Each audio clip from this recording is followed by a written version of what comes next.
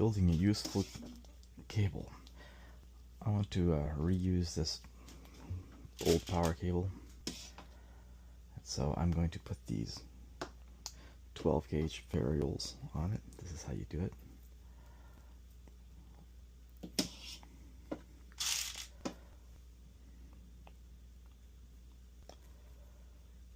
And the reason for this is because I wish to use these as inputs,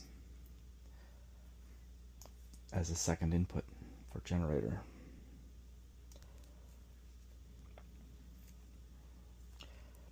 On one of my Quattros, and with a current limiter, of course, to a low current, which you can program. So you'll need a four-sided crimper.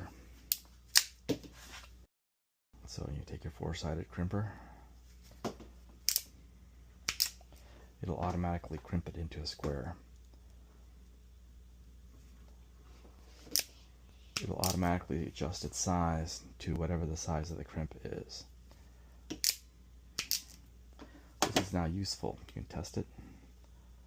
This is now usable. I can plug it into power into one of these Quattros, one of my inverters. Again, here we go.